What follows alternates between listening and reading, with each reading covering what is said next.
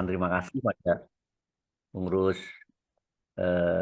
ID wilayah yang ikut bergabung pada malam hari ini dan termasuk Pak Ketum ya biasanya ikut nyambangi kegiatan kita pada tiap minggu malam dan senior-senior lainnya ya kami ucapkan terima kasih ya. Untuk mengawali dari kegiatan ini kami persilakan Dr. Gego untuk menjelaskan, mengajak maupun memantapkan ya acara ini sehingga rutin bisa terlaksana. Untuk itu silakan Mas Gego, ya Dr. Gregorius, silakan. Oke, baik. Matur nuwun sangat Dr. Gatot. Ya, Assalamualaikum warahmatullahi wabarakatuh. Selamat malam, salam sejahtera untuk kita semua. Om Swastiastu, Namo Buddhaya, salam kebajikan, Rahayu. Dr. Gatot, terkhusus malam hari ini saya sungguh berterima kasih karena beliau ini guru, mentor, dan senior saya di BHP 2A Jawa Tengah yang mana selalu membersamai dan berkenan juga pada malam hari ini untuk menjadi moderator. Nah, juga terkhusus pada Dr. MC Inga Hartini MKes, saya sungguh berterima kasih karena di hari ini adalah forum perdana yang kami inisiasi di BHP 2I di wilayah Jawa Tengah untuk mendiskusikan hasil penelitian disertasi hukum seorang dokter gitu. Beliau ini juga guru dan mentor saya gitu ya, sungguh membawa banyak inspirasi dan tentunya memang forum ini merupakan apa ya, berangkat dari kegundahan saya dan teman-teman di BHP 2I di wilayah Jawa Tengah tentang ya pekan kesadaran hukum kedokteran kemarin, yang mana kami berpikir oh di wilayah Jawa Tengah ini yang menginisiasi adanya Hari Kesadaran Hukum Kedokteran dan kemudian disetujui oleh PBID. Nah, apa yang bisa kita lakukan dengan merawat keadaan yang sekarang begitu? Nah, kemudian forum ini kami hadirkan yang mana tidak tertutup untuk hanya dokter di bawah naungan ID saja, tetapi kita buka tidak hanya kepada dokter, tetapi juga secara luas begitu. Kami sadar pastinya penyelenggaraan ini juga banyak keterbatasan karena ini juga yang pertama. Dan nggak tahu nih apakah BHP 2A itu tepat nggak sih mengajak semua dengan forum yang seperti ini. Tapi kami percaya bahwa begitu banyak dokter yang juga peminat hukum, melanjutkan studi S3 di bidang hukum, dan pemikiran-pemikirannya ini layak untuk kita diseminasikan, kita sebarluaskan semakin luas untuk menunjukkan bahwa sesungguhnya dokter itu tidak hanya sebagai profesional dokter, dan tanda kutip hanya begitu ya, bukan mengkerdilkan, tetapi juga banyak yang punya apa ya, minat untuk mengembangkan keilmuan hukum itu sendiri. Dan salah satu yang saya kenal guru senior dan ya panutan juga yaitu Dokter Inge gitu, dan sungguh berterima kasih Dokter Inge malam hari ini berkenan sebagai yang perdana membuka begitu.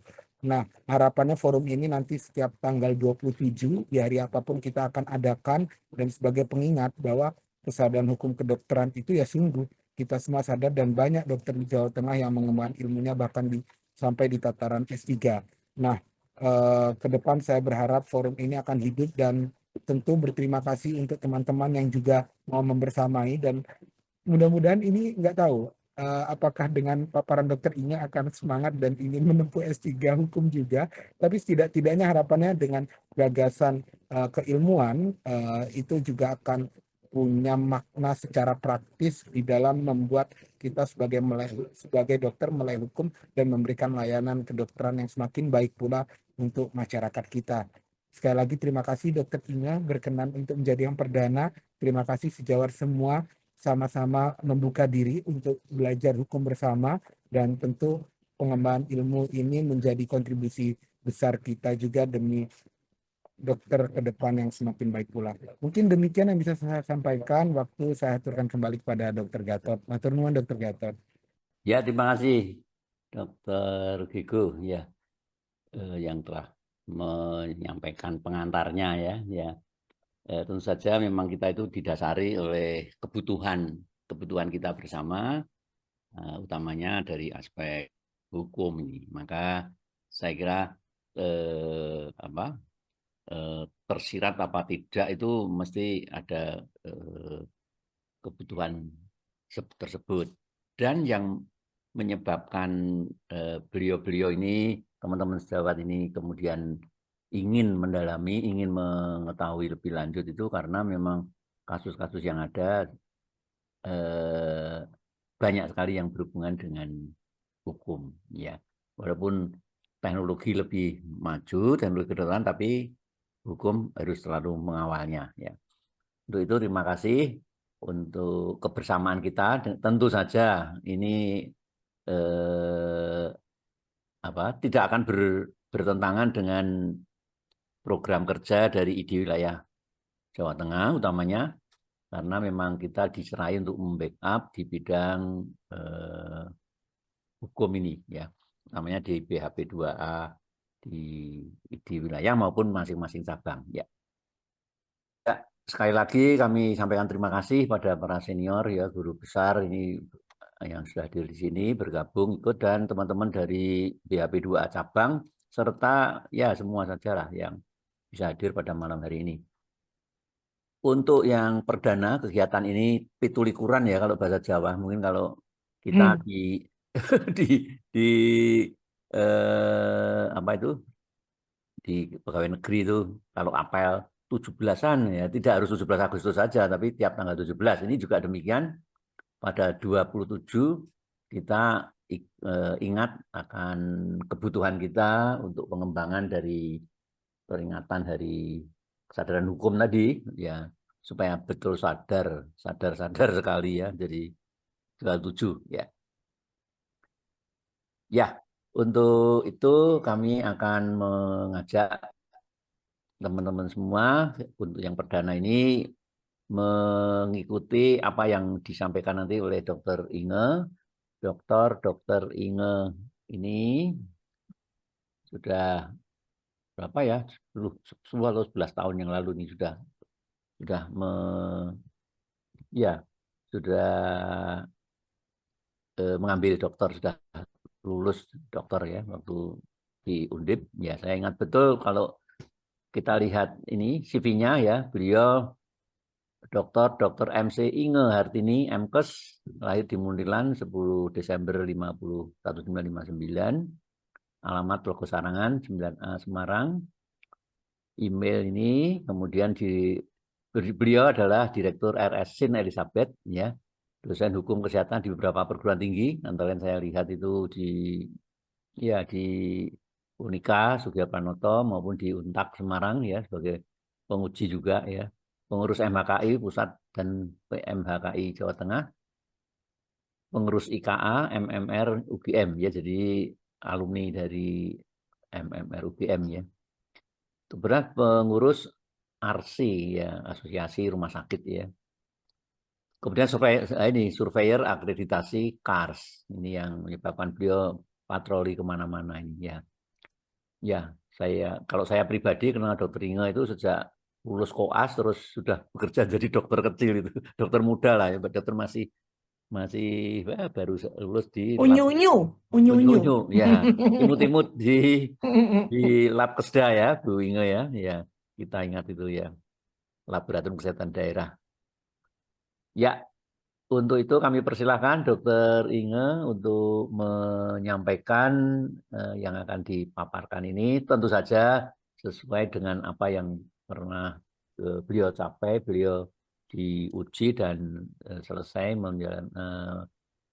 memperoleh gelar doktor di bidang hukum. Ya, kami persilahkan Dokter Inge. Mungkin waktunya ya minim 1 jam boleh lah, 5 waktunya sampai selesai lah, sampai secukupnya, ya. Monggo Dokter Inge. Baik, terima kasih Dokter Gatot. Yang terhormat Profesor, Dokter, teman sejawat semua, baik dari BHP 2 ID maupun teman-teman lain. Selamat malam, salam sehat dan salam kenal.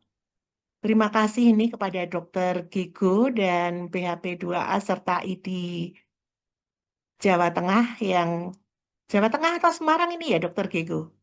Jawa Tengah, Jawa dokter. Tengah, Jawa ya. Tengah ya, yang telah mengajak saya dalam forum diskusi malam ini. Nah, izinkan malam ini saya menyampaikan disertasi saya. Itu di tahun 2007, sehingga kemungkinan saat ini banyak regulasi yang sudah berubah. Misalnya Undang-Undang Kesehatan 92 tentu itu sudah ganti menjadi Undang-Undang 36 2009 dan sekarang 1723. Demikian juga tentang inform consent. Nah, itu dulu ada 585, kemudian setelah saya lulus ada 290, 2008. Nah, ini terus ganti terus. Sekarang dengan adanya Undang-Undang 1723, tadi pagi kami juga mengikuti paparan dari Prof. Yuda tentang anatomi inform consent itu, yang mungkin ini juga perlu menjadi catatan dan bahan diskusi bagi kita semua.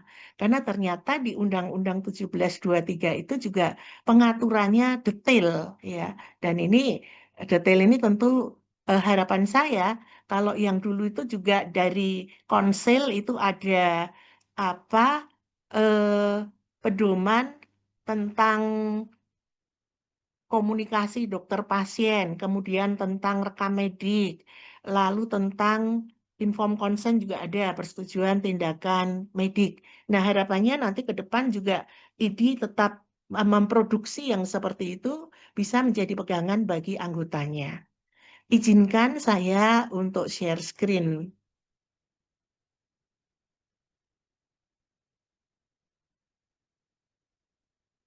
Ya, jadi eh, pada waktu itu, ini adalah disertasi yang saya ambil waktu itu membangun model inform consent berdasar budaya hukum Indonesia, di mana untuk promotornya adalah Profesor Dr. Esmi Warasih SHM Hum dan kopromotornya adalah Profesor Dr. Joko Mulyanto, spesialis penyakit dalam, konsultan endokrin. Nah, pada waktu itu, ya, jadi inform consent ini merupakan bagian dari proses komunikasi pasien dan dokter. Ini juga sempat pada minggu yang lalu disampaikan juga oleh Dr. Taufik Krisna ya, bahwa kebanyakan dari komplain atau sengketa pasien dokter ini juga berasal dari komunikasi ya, komunikasi yang mungkin kurang, komunikasi yang tidak dipahami. Nah, seperti itu. Nah, kalau inform consent ini merupakan pernyataan setuju terhadap tindakan diagnostik atau terapeutik yang bersifat invasif setelah mendapat penjelasan tentang tujuan, tata cara, risiko, maupun alternatif tindakan.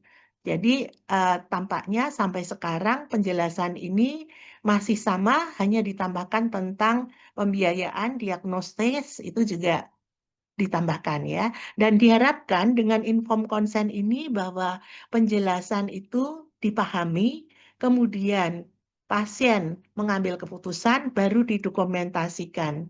Kalau kita lihat dari eh, definisi yang disampaikan oleh Guandi, inform itu berarti sudah diberikan informasi, sudah dijelaskan, diuraikan.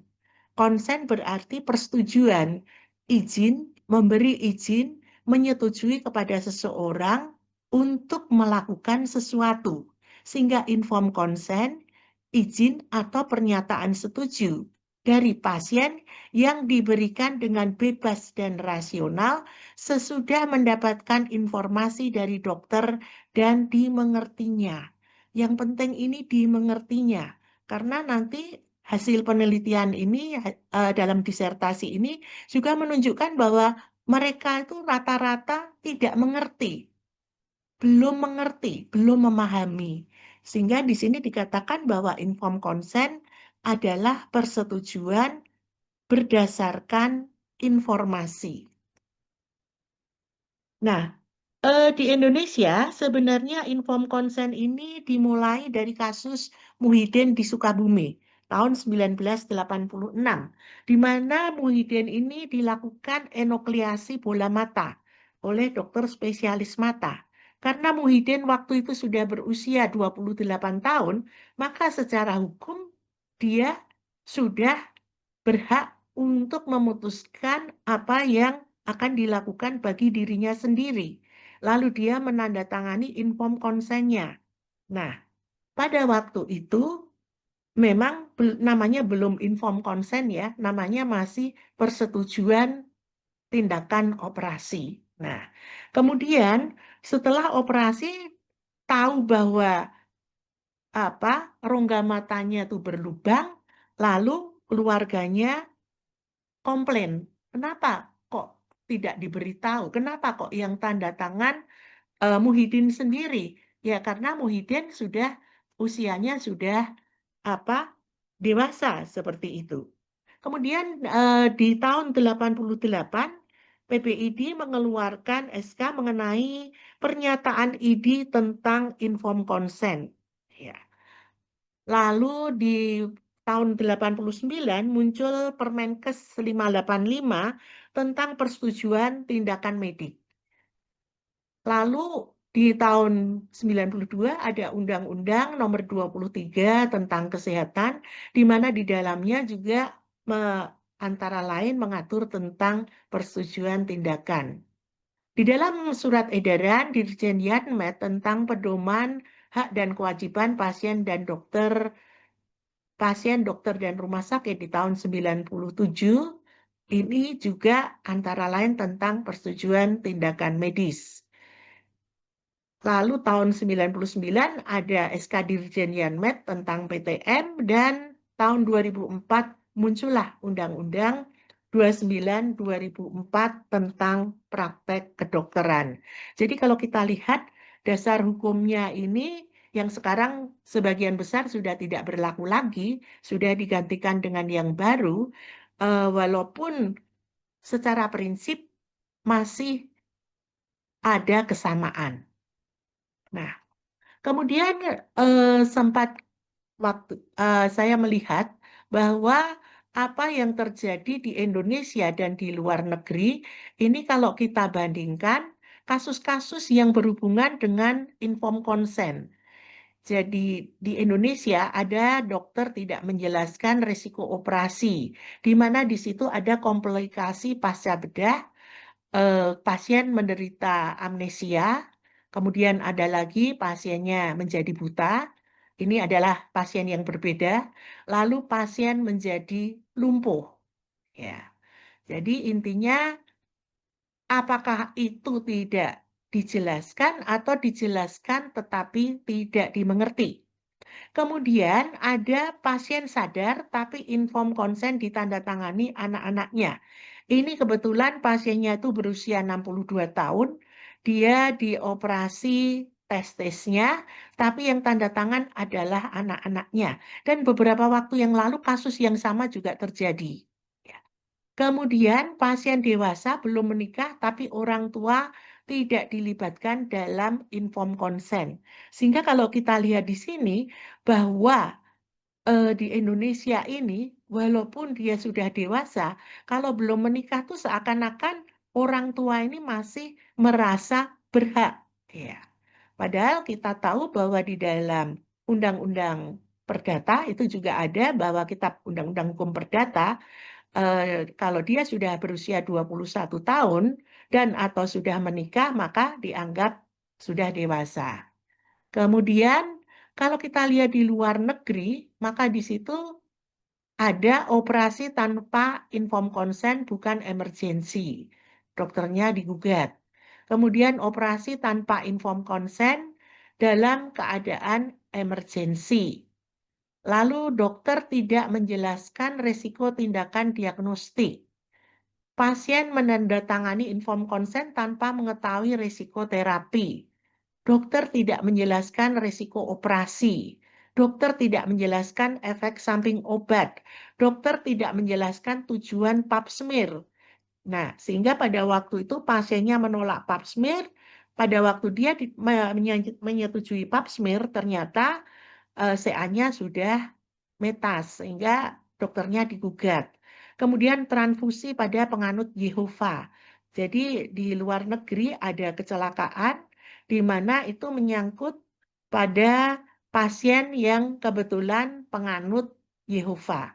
Di dalam sakunya ada tulisan bahwa no blood, dia tidak mau ada darah ditransfusi maksudnya. Pasien ini datang pada keadaan tidak sadar, perdarahan karena kecelakaan, lalu dokter hanya berpikiran bahwa ini harus diselamatkan. Pasien ini ditransfusi, tapi dia sembuh, bukan sembuh, dia hidup maksudnya, pulih, tetapi dokternya digugat. Kemudian pemeriksaan HIV tanpa inform konsen. Pada waktu itu hasilnya positif, pasien merasa bahwa dia tidak pernah diminta persetujuannya untuk pemeriksaan HIV. Ini juga menjadi masalah. Ini kasus-kasus di luar negeri. Nah, ini sesuai dengan yang disampaikan minggu lalu oleh Dr. Taufik ya, bahwa sebagian penyebab gugatan itu sama sekali tidak diberikan informasi atau informasi yang diberikan tidak cukup. Ya, ada pasien dia dengan tumor di perut. Nah, tumor ini tentunya kalau dari pemeriksaan penunjang mestinya sudah nampak apakah dia ada curiga keganasan atau tidak ya. Kemudian dia dilakukan operasi ternyata ada keganasan di daerah rektum yang sudah tumornya sampai ke abdomen sehingga akhirnya dibuat anuspirator. Nah, ini pasien merasa bahwa informasi yang diberikan tidak cukup, ya. Lalu informasi yang tidak benar, lalu informasi yang berlebihan, lalu tindakan medik tidak sesuai dengan inform consent. Nah, ini adalah sebagian penyebab gugatan yang kalau kita lihat sampai sekarang pun ini masih ada, ya, masih ada. Nah, lalu di dalam penelitian ada pertanyaan penelitian, apakah inform consent sesuai dengan budaya hukum Indonesia? Bagaimana budaya hukum pasien dan dokter dalam praktek inform consent dan bagaimana model inform consent yang sesuai dengan budaya hukum Indonesia? Ya. Tujuannya adalah mencermati kesesuaian praktek inform consent dengan budaya hukum Indonesia, lalu mengetahui budaya hukum pasien dan dokter dalam praktek inform consent dan faktor-faktor yang mempengaruhi. Kemudian membangun model inform consent yang sesuai dengan budaya hukum Indonesia. Nah, metode penelitian untuk paradigmanya adalah konstruktivisme. Sosial settingnya adalah 3 rumah sakit. Waktu itu diambil rumah sakit pemerintah, rumah sakit swasta, dan rumah sakit swasta keagamaan. Kemudian pendekatan penelitian adalah pendekatan sosiolegal dengan metode kualitatif naturalistik. Instrumen penelitian, peneliti sebagai instrumen utama, interview guide, kemudian lembar ringkasan, catatan, dan tape recorder. Jadi, pada waktu melakukan penelitian ini, informan itu kecuali ada tanya jawab juga direkam. Ya, lalu dicatat juga tentu dengan pedoman wawancara yang sebelumnya sudah disiapkan. Kemudian jenis dan sumber data primer ada informan kunci yang kemudian dilanjutkan dengan snowball phenomenon sehingga sampai bisa menjawab pertanyaan penelitian tadi. Data sekunder dilakukan survei rekam medis maupun studi dokumen. Jadi survei rekam medis ini melihat bagaimana kelengkapan dan pelaksanaan inform consent yang kemudian disimpan di rekam medik di rumah sakit tersebut. Nah, teori yang digunakan adalah teori hukum dan non-hukum. Di sini ada teori dari sebentar.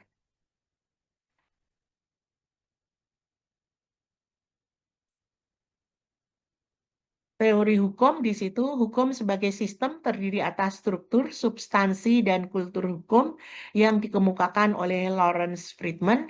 Kemudian bekerjanya hukum dalam masyarakat menggunakan teori Chambly-Sidman. Lalu fungsi hukum sebagai sarana pengintegrasi, ini dari Harry C. Bredemeier, dan teori aksi dari Talcott Parson. Sedangkan untuk yang non-hukum digunakan teori consilience, The Unity of Knowledge dari Edward O. Wilson, teori adopsi dan inovasi dari Roger dan Schumacher, dan model interaksi dokter dan pasien dari Sass dan Hollander, Emmanuel, serta interaksionisme simbolik dari George Herbert Mead dan Herbert Blumer.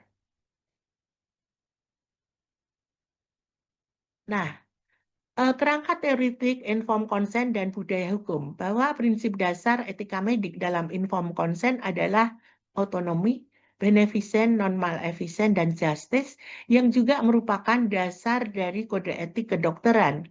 Informed consent lebih mengarah ke otonomi, bagaimana seseorang itu menentukan nasibnya sendiri.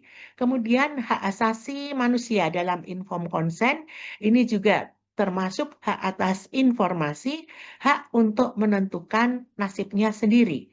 Informed consent sendiri dapat dinyatakan secara lisan, tertulis maupun tersirat.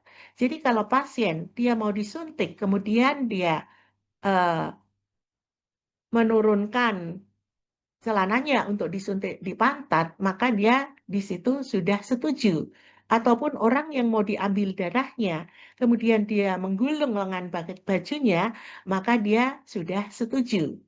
Nah, informasi meliputi tindakan medik, diagnostik terapeutik, tujuan, tata cara, alternatif, risiko, maupun komplikasi. Budaya hukum dan interaksi pasien dokter. Budaya hukum adalah ide-ide, sikap-sikap, harapan, dan pendapat tentang hukum. Nah, di dalam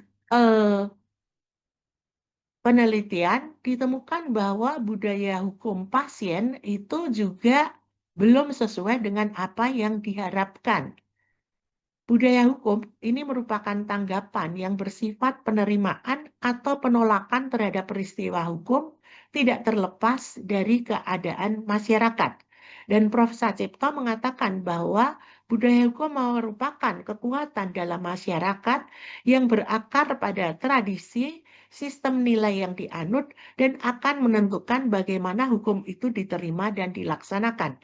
Kita sering melihat bahwa di dalam pelaksanaan informed consent, apabila seorang istri akan dilakukan seksio sesaria, dia dimintain persetujuan. Setelah mendapat penjelasan, dia akan mengatakan, nanti tunggu suami saya, biar suami saya yang tanda tangan. Atau juga ada yang nanti tunggu paman saya, karena paman saya yang membiayai saya, misalnya seperti itu. Sehingga ini juga nanti akan menentukan bagaimana penerapan atau implementasi informed consent tadi. Budaya hukum seseorang akan menentukan perilaku menerima atau menolak hukum. Perbedaan budaya hukum para pelaku dapat menimbulkan perbedaan interpretasi dan pemahaman terhadap norma hukum. Di dalam menjalankan fungsinya, hukum ini senantiasa berhadapan dengan nilai-nilai maupun pola perilaku yang telah mapan dalam masyarakat, sehingga dapat muncul ketidakcocokan antara apa yang seharusnya, antara dasolen, dan apa yang senyatanya atau dasen. Ada perbedaan antara law in the books dan law in action. Inilah yang menjadikan bahwa aturan itu selalu ada, sudah ada, tetapi dalam pelaksanaannya acap kali berbeda dengan apa yang diatur tadi. Nah, kemudian dalam model integrasi pasien dokter, interaksi pasien dokter, di sini ada teori dari Parson, Sass, dan Hollander, kemudian Robert Fitz, David Mechanic, dan Emmanuel, di mana kalau Parson itu lebih ke profesional prestis, ada situasional dependensi. Sedang pada SAS dan Hollander ini partisipasi timbal balik.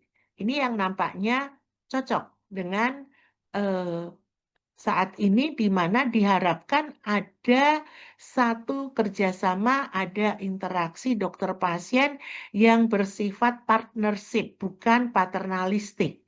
Nah, kemudian kalau Robert Fitz ini lebih ke kontraktual model, David Mechanic ini lebih confidentiality disclosure ya. Lalu Emmanuel ini lebih paternalistik. Ya sudah, monggo Pak Dokter diputuskan saja sebaiknya apa. Nah, tapi nanti kalau hasilnya negatif tidak monggo lagi. Nah, ini yang juga perlu menjadi catatan bagi kita bersama. Kemudian dari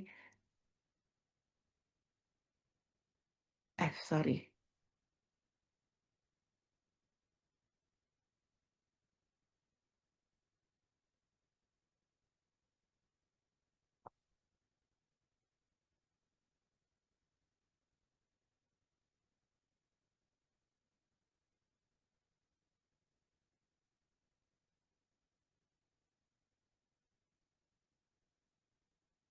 Ya, ini saya ambil dari Prof. Jamhur di UI. Beliau mengatakan bahwa seorang dokter itu harus memiliki dimensi kognitif, psikomotor maupun afektif. Apa itu dimensi kognitif? Jadi penguasaan ilmu pengetahuan, teknologi kedokteran, biomedis, epidemiologi, aspek klinis suatu penyakit. Sehingga semuanya juga berdasarkan evidence base. Kemudian dimensi psikomotor, kemampuan menyelesaikan masalah klinik dengan panca indera. Di sini diartikan bahwa kalau kita anamnesa itu dengan benar, pemeriksaan fisik dengan benar, itu sebenarnya sudah 75% mengarah ke diagnosis. Tapi kita tahu bahwa pada saat ini kita lebih banyak juga tergantung pada pemeriksaan penunjang yang juga acap kali harganya cukup mahal ya.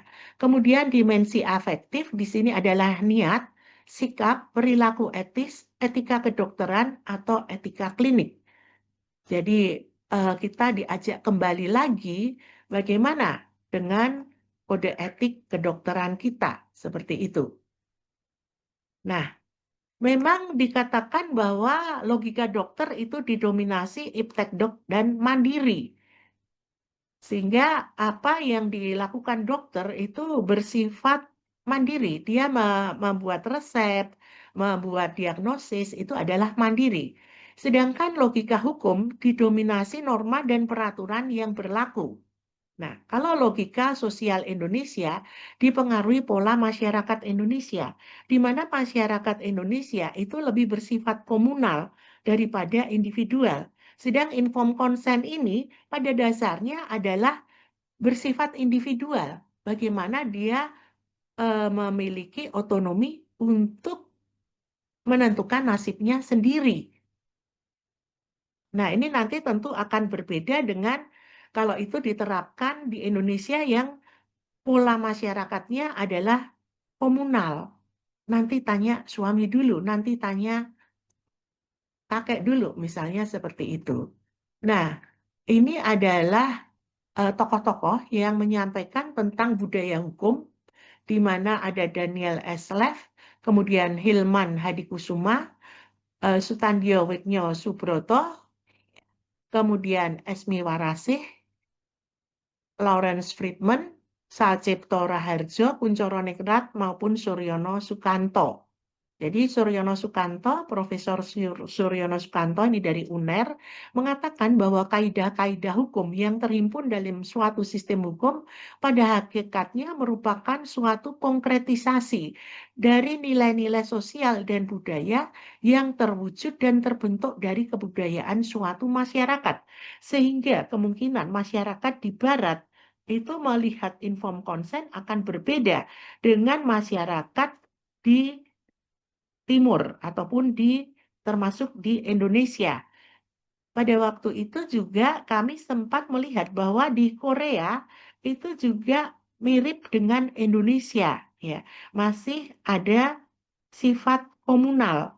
Kemudian di Jepang yang tadinya sifatnya komunal itu sudah beralih menjadi individual.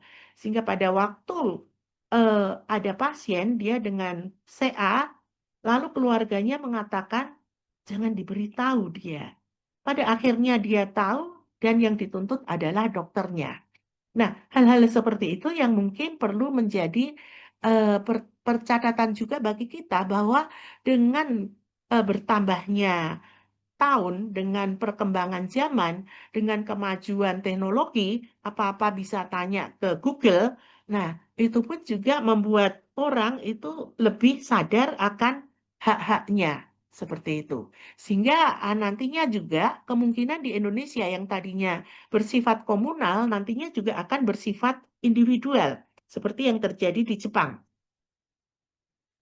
Nah, sebenarnya antara pasien dan keluarga dengan dokter itu diharapkan ada komunikasi hukum, di mana pasien dan keluarga di sini juga diharapkan memiliki pengetahuan hukum, pemahaman hukum, dan sikap hukum yang nantinya akan mewujudkan pola perilaku hukum. Ini yang belum terjadi.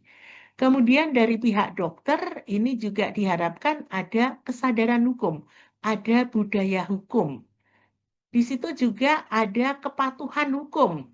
Mungkin tahu tapi belum patuh. Nah, ini bisa dari indoktrinasi, kemudian kebiasaan, kegunaan maupun identifikasi kelompok. Jadi, seperti ID sebagai organisasi profesi, maka dia juga bisa membuat suatu indoktrinasi untuk apa? Untuk membuat dokter itu lebih patuh terhadap hukum.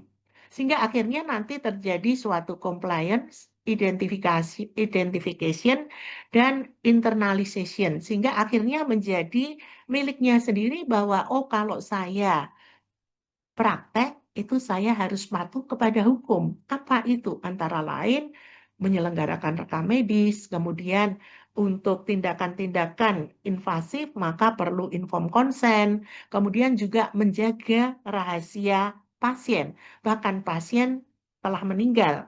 Nah, 3 hal itu yang mestinya juga menjadi catatan yang perlu digarisbawahi. Nah, kemudian deskripsi latar belakang dari praktek inform konsen, tadi dikatakan bahwa kita melihat dari rumah sakit pemerintah yang sekaligus rumah sakit pendidikan, kemudian rumah sakit swasta, dan rumah sakit keagamaan.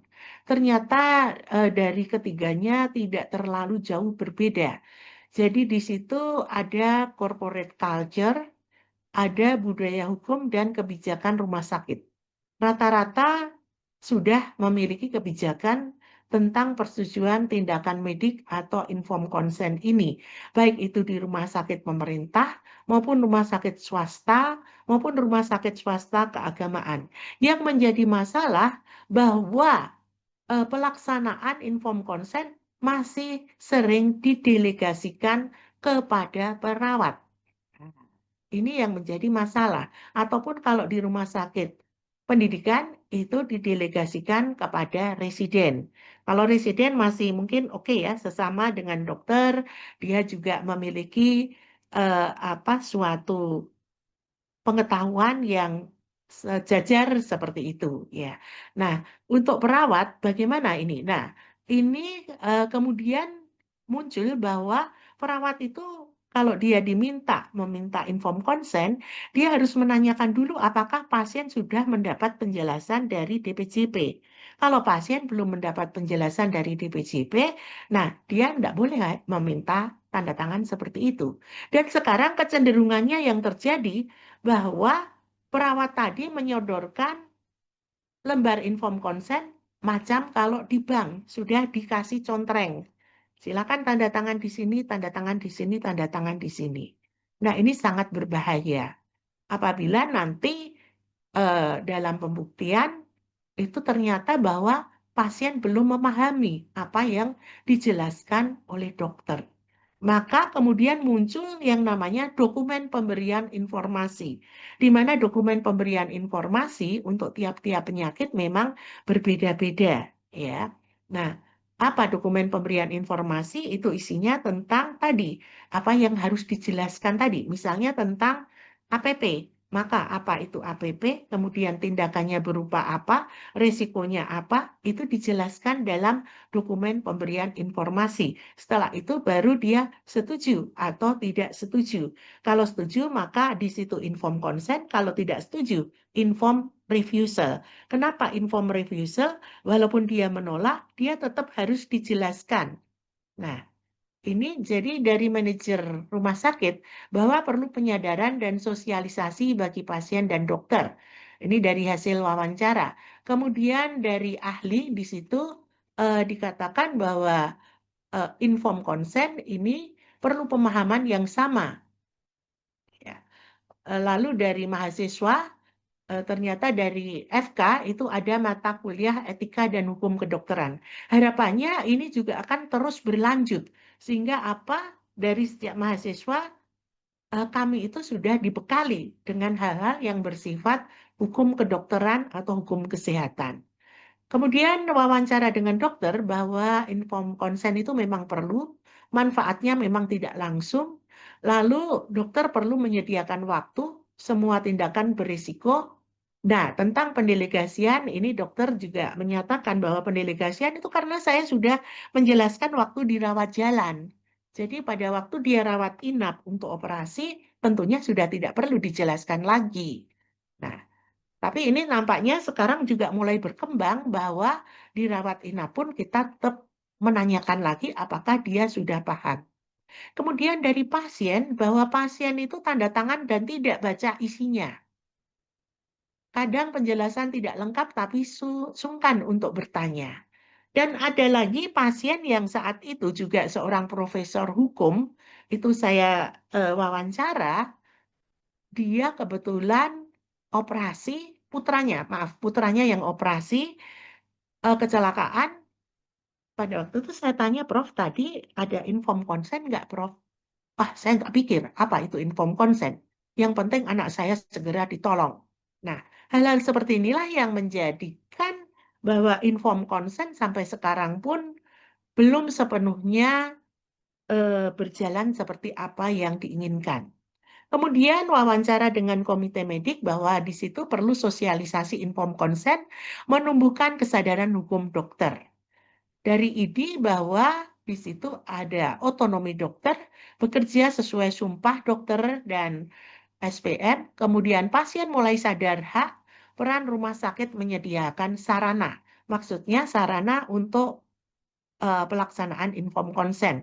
Kalau sekarang sudah ada elektronik rekam medik, tentu ini juga menjadi tantangan baru tentang inform consent karena di situ pasien dan atau keluarganya perlu menandatangani. Kemudian dari YPKKI, waktu itu saya juga mewawancara YPKKI, pasien belum tahu haknya. Pengaduan spesifik tentang inform consent tidak ada, tapi perlu sosialisasi. Jadi umumnya yang masuk ke YPKKI bukan inform consent-nya, tapi tentang hasil yang tidak sesuai dengan harapan. Atau katakanlah ada pasien meninggal, pasien cacat, nah itu yang sampai ke YPKKI. Nah, kemudian bagaimana untuk membangun model inform consent di Indonesia? Nah, kita tentu harus melihat dari lingkup pasien, keluarga pasien, maupun masyarakat. Di situ perlu penanaman kesadaran hukum, perlu komunikasi hukum, dan pembangunan budaya hukum. Sedang rumah sakit ini perlu untuk kembali ke kode etik rumah sakit, perlu juga melihat lagi risk management, ya, di mana risk management ini sekarang juga sudah menjadi suatu kewajiban rumah sakit untuk setiap tahun membuat risk register di rumah sakit. Risk register tentu saja tidak hanya yang berkaitan dengan staf atau tenaga medis, tenaga kesehatan yang bekerja di rumah sakit maupun peralatan yang ada di rumah sakit, tetapi juga terkait dengan komplain. Komplain pasien itu juga merupakan risiko yang perlu kita antisipasi. Kemudian dari dokter, ikatan profesi maupun petugas kesehatan, maka kita perlu kembali ke falsafah moral, beneficent, non-maleficent, otonomi, justice maupun kodeki, kemudian kompetensi klinik, sehingga kita juga bekerja sesuai dengan evidence-based medicine, dengan cure dan care, biomedik, psikososio-spiritual, dan etika klinik. Dan jangan lupa bahwa kita mempunyai tanggung jawab etik, tanggung jawab profesi, maupun tanggung jawab hukum. Nah, kemudian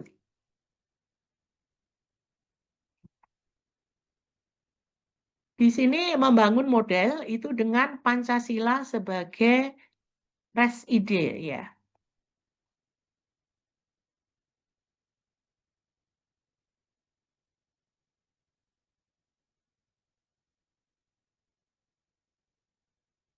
Kemudian latar belakang dokter dan latar belakang pasien yang berbeda, nah ini perlu kita integrasikan. Sehingga di sini fungsi hukum sebagai sarana pengintegrasi. Jadi latar belakang dokter ada budaya hukum, baik itu yang didapat di Fakultas Kedokteran, kemudian dari profesi, di lingkungan kerja, lalu dari pasien juga ada budaya hukum, keluarga, lingkungan kerja, pendidikan, ini juga akan mempengaruhi. Ada komunikasi hukum di situ, ada interaksi pasien dan dokter, di mana di situ lakukan dengan kaidah-kaidah etik, dan komunikasi hukum ini tentu perlu menjelaskan tentang tujuan dan prospek, tata cara tindakan, risiko dan komplikasi, alternatif dan risiko, prognosis bila tidak dilakukan. Nah, ini juga nanti interaksi pasien dokter ini ada musyawarah mufakat. Kalau dia memahami, kemudian setuju, maka menandatangani inform consent. Kalau memahami tapi tidak setuju, maka akan menandatangani inform refusal. Nah, inilah model inform consent yang berdasar budaya hukum Indonesia, sehingga Pancasila sebagai res ide, kemudian dengan landasan etika, hukum, sosial, kedokteran, dan hak asasi manusia. Nah, dari hasil penelitian yang didapatkan bahwa praktek inform consent ternyata saat itu tidak sesuai dengan budaya hukum Indonesia, individual otonomi versus komunal kekeluargaan. Tentu ini bisa berubah dengan kemajuan zaman. Budaya hukum pasien dan dokter dalam inform consent belum sesuai dengan yang diharapkan. Banyak faktor yang mempengaruhi praktek inform consent dan inform refusal. Faktor budaya, ikatan profesi, lingkungan kerja, sehingga model inform consent ini tidak serta-merta menyelesaikan masalah. Model inform consent yang sesuai dengan budaya hukum Indonesia dengan Pancasila sebagai res ide, kaidah dasar moral, serta prinsip etika klinik, sehingga dalam menyusun program pengobatan pasien, seorang dokter selalu berpegang pada patient-based interest, serta prinsip cure and care, pelayanan biomedik psikososio-spiritual. Keluarga dapat diikut sertakan dalam interaksi pasien-dokter. Nah, ini kedepannya memang masih menjadi PR bahwa perlu selalu disosialisasikan kepada pasien dan keluarga di perguruan tinggi, dokter, ID, rumah sakit, ya. Jadi rekomendasinya ini tentang pemahaman hukum, sosialisasi, praktek inform consent dan pemantauan, masyarakat, komunikasi timbal balik antara pasien dan dokter melalui penyuluhan hukum, petugas media ada sarana sosialisasi, perguruan tinggi pembekalan di FK maupun di FH. Jadi Fakultas Kedokteran dan Fakultas Hukum. Penyusunan peraturan inform konsen disesuaikan dengan nilai-nilai Indonesia dan diharapkan untuk peneliti berikutnya model diterapkan pada institusi yang membutuhkan. Nah, praktek inform konsen sendiri sebenarnya salah satu upaya menangkal komplain. Nah, ini adalah tadi pagi yang kami dapatkan waktu mengikuti webinar dengan Prof. Yuda. Di sini beliau menyatakan tentang anatomi persetujuan tindakan pelayanan kesehatan. Jadi di dalam Undang-Undang Kesehatan 1723 itu tidak ada istilah persetujuan tindakan kedokteran, tapi persetujuan tindakan pelayanan kesehatan, di mana di situ diatur di dalam pasal 293. Mungkin nanti ini bisa menjadi bahan diskusi di antara kita semua. Demikian yang dapat saya sampaikan. Terima kasih. Mohon maaf kalau ada yang kurang berkenan karena ini memang disertasi masa dulu ya. Sehingga mungkin sudah tidak cocok dengan apa yang ada sekarang. Terima kasih, waktu saya kembalikan kepada moderator. Ya, ya terima kasih Dr. Inge ya sudah dengan gamblang panjang lebar ya 60 menit ya pas 60 menit telah menyampaikan dengan jelas dan tuntas. Artinya tuntas itu mulai konsep-konsep yang eh, digali, konsep-konsep yang dikumpulkan, kemudian teori-teori hukum maupun teori kedokteran, dan akhirnya dalam penelitiannya beberapa hal sudah disampaikan tadi. Dan poin-poin hasil dari penelitian sudah juga disampaikan. Ya, ya, terima kasih ya. Namun ini masih pada antusias untuk tanya jawabnya ya. Untuk itu monggo saya lihat dulu ya. Sudah ada yang bertanya lewat link ini enggak ya? Oh ya. Ya, kalau belum nanti saya tawarkan untuk langsung saja ya. Ya, Dokter Inge. Jadi tadi jangan disampaikan bahwa ini wah sudah kuno. Nah, tetap ini standarnya adalah standar suatu disertasi ya. Saya kira kualifikasinya adalah kualifikasi disertasi. Kalau ada pembaruan undang-undang sih benar ya, tapi prinsip-prinsip yang dilakukan dan tahapan-tahapan yang disampaikan sudah menelurkan suatu model ya. Saya dulu saya sedikit tanya, Bu, yang dimaksud model itu apa ya? Kalau di Indonesia kan di Jawa kan cengkok lah ya, cengkok Jogja apa cengkok Solo kan ada ya kalau gamelan itu. Nah ini kalau ini cengkok yang kita sepakati cocok dengan di Indonesia itu ya. Itu Bu. Iya, Coba iya ya. betul. Jadi kalau kita lihat kalau di luar negeri itu kan pelaksanaan inform konsen itu memang murni oleh yang bersangkutan. Jadi Ya. kalau dia sudah dewasa, dia sadar, dia juga dengan latar belakang pendidikan yang bisa dijelaskan ya, bisa menerima Ya. penjelasan, lalu dia memutuskan apa yang perlu dilakukan untuk dirinya sendiri. Ya. Sedangkan kalau model di kita dengan model masyarakat komunal itu nampaknya belum bisa otonomi itu 100%. Karena tadi Ya. masih tanya anak saya, tanya Ya. istri saya, seperti itu. Jadi Ya. yang kasus terjadi di Jogja itu justru ada pasangan suami istri, dia boncengan sepeda motor, kecelakaan, istrinya mengalami cedera kepala, kemudian oleh dokter bedah saraf akan dikraniotomi, suaminya mengatakan kemungkinannya seperti apa dok? Ya, kalau kraniotomi kemungkinannya nanti Hasilnya bagaimana? 25% ya, 25% dan itu pun mungkin masih harus tergantung 24 jam pada orang lain. Sehingga akhirnya setelah dijelaskan suaminya lalu menandatangani inform refusal. Tapi pada sore harinya datanglah orang tua dari istrinya. Orang Terus ya, tua Bu. istrinya dari luar kota datang, dia Ya, menanyakan kepada dokter, "Dok, kenapa tidak dioperasi?" Nah, ini suaminya hmm. sudah menandatangani penolakan setelah Ya, mendapatkan penjelasan. Nggak ya. bisa, Dok, ini adalah anak saya, Hmm. harus dioperasi. Nah, lalu dioperasi. Nah, Hmm. kemudian tidak pernah bangun dan suaminya menggugat dokternya. Yang Ya, ya. digugat bukan mertuanya tapi dokternya. Malah Nah, dokternya. hal-hal seperti itu yang tadi cengkok-cengkok itu jadi memang Ya, modelnya ya. yang seperti apa sebenarnya yang cocok dengan Indonesia Kondisi seperti di itu. Indonesia. Iya. Ya, ya, punya ya. Ya, untuk berikutnya nanti ya saya langsungkan saja ya pada para audien ya, para peserta ini. Ya, monggo kami persilahkan para peserta yang telah tadi mendengarkan pemaparan dari Dr. Inge tadi.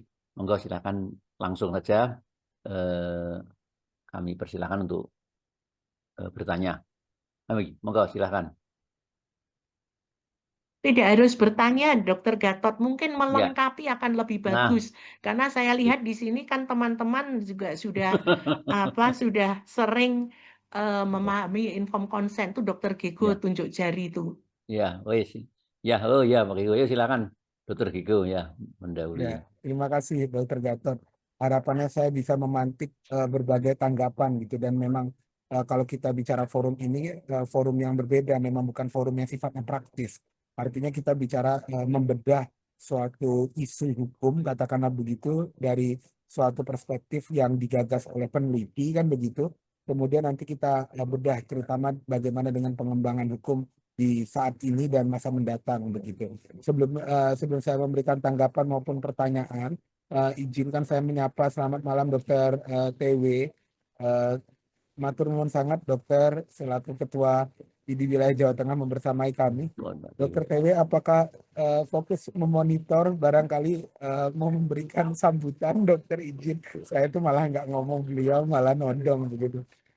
Izin Dokter TW, apakah monitor ya Dokter? Yuk kami persilakan, Mungkin, Dokter TW. Sapaan iya. akrab itu Dokter TW. Dokter TW. Mungkin lagi dengan kegiatan lain, barangkali nanti Ya. berkenan untuk menyambut. Karena saya bersyukur banget Dokter TW itu selalu mendukung kegiatan BHP2A, Dokter Inge. Jadi apapun laksanakan gitu, dan kami sangat terfasilitasi. Nah, mungkin ini Dok, kalau dari saya begini, saya pribadi tertarik dengan gagasan jenengan ya, karena saya pribadi dalam studi doktoral dan semua studi saya itu bukan orang empiris Dok, gitu. Jadi semua saya sangat normatif. Sedangkan Dokter Inge itu menyajikan suatu penelitian dengan perspektif empiris gitu ya, yang dari berbagai perspektif responden juga yang saya tangkap tadi ya Dok. Mungkin kurang tepat istilah responden juga, nanti silakan dikoreksi Dok. Tapi memang kan perspektifnya sangat berbeda. Nah kemudian kalau dari simpulan, Dokter Inge itu menyampaikan bahwa praktek inform consent itu yang ada tidak sesuai dengan budaya hukum Indonesia. Yang mungkin saya ingin konfirmasi deh, yang dimaksud praktek itu apakah implementasinya atau terhadap pengaturan hukumnya gitu. Dokter Inge itu lebih mempersoalkan tentang pengaturan hukum kita tentang inform consent, katakanlah kalau kita kontekskan dengan saat ini dengan adanya Undang-Undang 17 2023, apakah norma hukum ini menurut Dokter Inge tidak sesuai juga penormaannya, dibuat aturannya inform consent itu seperti ini kalau dilihat dari konteks budaya hukumnya Indonesia? Apakah kemudian harus ada model yang lain yang lebih tepat begitu? Nah, kalau dari yang disajikan Dokter Inge kasus di Jogja tadi yang saya tangkap, maka sebenarnya dokter harus berbuat apa itu kan menjadi bingung ya Dok ya. Apakah kemudian dengan budaya hukum yang ada, kemudian dokter itu memutuskannya harus menunggu semua keluarga, atau seperti apa secara praktisnya supaya satu sisi budaya hukum ini bisa terakomodir di dalam konteks pengaturan hukum begitu ya. Dan kan kalau kita bicara budaya hukum yang saya tangkap tuh sulit implementasinya atau dinormakannya, karena kan untuk mengakomodir berbagai model orang kan itu kan kesulitannya ya Dok ya. Dari sisi legalistik positivistik tentu kan harus ada suatu kepastian gitu. Dan saya karena orang normatif pasti saya bicara ya saya butuh yang pasti-pasti ini gitu. Nah satu sisi Dokter Inge juga mengomentari banyak banyak dokter kita yang mendelegasikan penjelasan, kemudian dengan formatting-formatting yang sudah tercentang dan seterusnya itu persoalan. Nah, dokter Inga tuh dalam posisi ini sebenarnya memberikan kritikan lebih kepada pengaturan hukumnya atau seperti apa dalam konteks praktek ini. Barangkali saya berharap ada komentar terhadap model di saat ini sebaiknya seperti apa. Mungkin itu dok dari saya Iya, sebagai pengantar. Dan mungkin ini ya dok, izin menyampaikan ke teman-teman peserta semua, dari kita semua nih, karena ini forum diseminasi disertasi, tanggapan model apapun saya pikir kita bebas begitu ya dokter Inga ya. Tapi iya, artinya ya betul. harapannya kita mengkritisi secara keilmuan dan ya barangkali punya perspektif, bahkan punya gaya postmodern juga mungkin boleh aja ya dok ya. Iya, Kita bukan bisa memperkaya. gimana? Harapannya bisa saling Eh, memperkaya. Kita bersama-sama belajar ya. oke. Iya. Izin dok, kalau dari saya itu, matur nuwun dokter Inga. Ya, baik. Terima kasih, Dokter Gego. Jadi model itu tadi yang sudah disampaikan Dokter Gatot. Jadi model itu lebih ke arah implementasinya seperti apa. Karena memang betul, saya tidak menyoroti dari normatifnya secara gamblang, tetapi lebih ke arah implementasinya seperti apa, pelaksanaannya seperti apa di lapangan. Dan memang tadi kalau ada pasiennya, katakanlah orang tua dan menantunya punya perbedaan pendapat. Saya selalu mengatakan kita jangan masuk ke dalam intrik mereka, biar itu diselesaikan. Jadi di dalam kasus yang saya angkat itu juga ada bahwa ada seorang ibu yang menderita ileus. Ileus kan kita tahu harus sito. Nah, itu anak pertama setuju, anak kedua dan ketiga tidak setuju. Sedangkan ini harus segera ditangani kan seperti itu. Nah, memang bagi dokter ini kan suatu dilema juga. Tapi kita tetap harus menghormati keputusan mereka, keluarganya. Nah, sehingga kita mengatakan ini gawat darurat, ini harus segera dioperasi seperti itu. Nah, akhirnya dioperasi dan meninggal.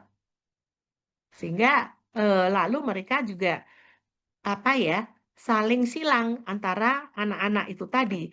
Tetapi saya selalu menitik beratkan bahwa jangan kita masuk di dalam konflik antar mereka. Jadi kalau mereka punya pandangan yang berbeda, kalau itu tidak sito, tidak mengancam jiwa, itu operasi elektif misalnya, silakan selesaikan dulu apa perbedaan-perbedaan di antara mereka. Nanti kalau sudah ada keputusan, baru disampaikan kepada kami seperti itu. Itu. Sehingga memang harapannya dengan hal-hal seperti itu akan juga mengurangi apa? Suatu komplain yang nantinya muncul. Lah saya kan tidak setuju. Yang setuju kan kakak saya. Nah, seperti itu. Kita nggak bisa harus repot dengan urusan-urusan seperti itu. Itu Dokter Gigo sementara yang bisa saya sampaikan. Iya, iya, terima kasih Dokter Inge. Ya, dan terima kasih Dokter Gigo sudah memancing untuk teman-teman. Ini ada dua yang ya, yang akan bertanya juga. Tapi sebentar, satu Pak Krisna, ya, Dokter Krisna Yarsaputra, Izin monggo. dokter Gatot, tadi dokter Ya, TW sempat buka kamera. oh ya, Apakah sebentar. mungkin udah monitor ya? Izin Ya, dokter ya. TW. Oke, oke, Dokter TW, si eh, kami mohon lah ya, kami mohon untuk memberikan komentar atau ya, ya itu. Ye, monggo kami persilakan ya, monggo Bapak Ketua ID Wilayah Jawa Tengah, monggo kami persilakan, Dr. Toga Wismo. Ya, matur nuwun. Saya sambil rapat RT ini. Lama bolos. 17-an. 17-an. Saya Assalamualaikum warahmatullahi wabarakatuh. Saya ucapkan terima kasih kepada semuanya yang saya hormati Dr. Gego, Ketua DAP2A Jawa Tengah, saya hormati Pak Gatot Senior dan Bu Inge. Saya ucapkan terima kasih Kerso ini yang pertama kali mendapat giliran pertama kali untuk mengisi acara ini yang rencananya tiap bulan akan kita lakukan untuk membuat teman-teman kita nanti melek hukum, karena ke depan banyak kasus yang rata-rata teman-teman itu tidak tahu hukum, sehingga kekhawatirannya adalah kita tidak bisa membackup penuh. Nah, dengan adanya pencerahan-pencerahan semacam ini, nanti saya mohon pada Bu Inge juga untuk bisa berbagi ilmu dan materinya bisa dibagikan ke teman-teman. Saya ucapkan terima kasih. Dan Dokter Diego, semoga kalau acara ini nanti bisa berjalan bagus, mungkin 1 bulan sekali itu terlalu lama, gitu. Bisa 2 minggu sekali, karena mungkin karena sosialisasinya belum begitu bagus sehingga peminatnya masih sedikit. Insya Allah kalau ke depan nanti bisa lebih banyak lagi. Dan saya tadi menyimak dari awal di rumah, kemudian harus kumpulan Pak RT. Nah, mungkin saya bisa memberi sedikit tanggapan, Bu Inge.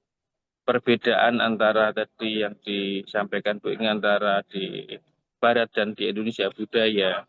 Kenapa kalau di Barat itu hanya yang bersangkutan karena sudah dewasa, sedangkan di Indonesia masih melibatkan orang tua itu, kalau menurut saya yang awam ini mungkin karena sisi finansial. Jadi kadang kan di Indonesia terutama di Jawa itu sudah menikah pun masih disubsidi oleh orang tua. Mungkin sedikit banyak mempengaruhi dalam memutuskan tindakan itu disetujui atau tidak.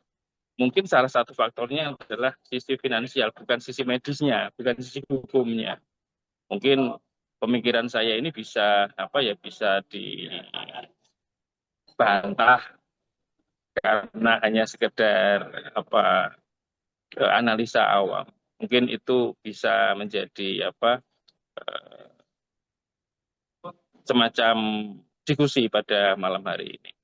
Saya ucapkan sekali lagi terima kasih kepada panitia yang sudah melakukan kegiatan ini. Semoga bermanfaat untuk kita semua.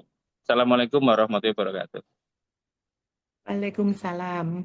Waalaikumsalam Ya, warahmatullahi wabarakatuh. Ya. terima kasih Pak Ketua. Iya, ini saya paling Riko.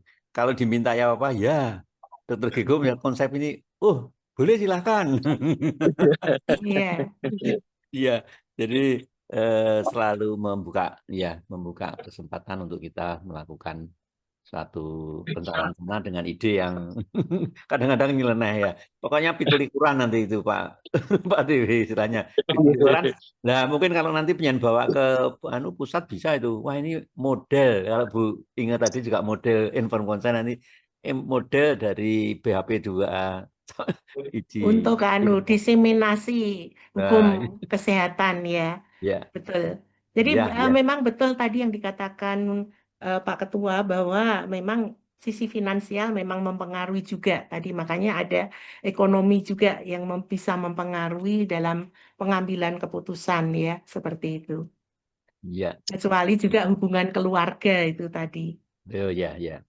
Ya, Bu Inge ya lebih memantapkan kita. Ye, mantun nuwun Dokter PW sekaligus merestui kegiatan kita yang terus akan kita laksanakan tiap bulanan. Ya. Ya, untuk bertanya ini ada 2 sementara ya. 2 ini yang pertama tadi adalah Dokter Krisna. Setelah itu nanti ya, monggo kami silakan Dokter Krisna. Ya. Saya mau tanya untuk Dokter Inge ya Dok ya.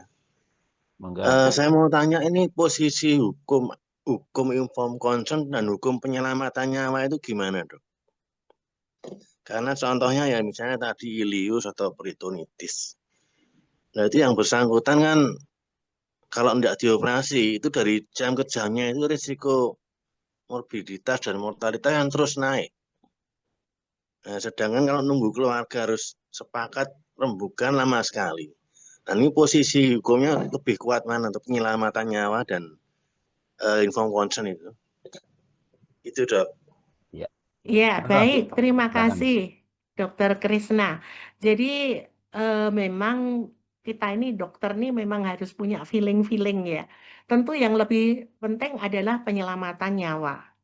Tetap penyelamatan nyawa, karena kalau nanti kita tidak melakukan pun, itu akan dikatakan bahwa karena kealpaannya menyebabkan orang lain kehilangan nyawa, kan gitu. Dan kita juga kena di situ. Sehingga ya di sini kita memang perlu tetap penyelamatan nyawa, tetapi sambil tadi disarankan kepada keluarganya untuk melakukan rembukan seperti itu ya. Dan kita memang harus menjelaskan juga prognosisnya seperti ini, bahwa ini ileus. Ileus ini kalau tidak kita operasi nanti bisa terjadi A, B, C, D, E. Dan risiko operasinya juga A, B, C, D, E seperti itu. Sehingga memang tadi yang ditanyakan Prof. Yuda waktu siang hari tadi, Dokter Krisna ikut nggak ya?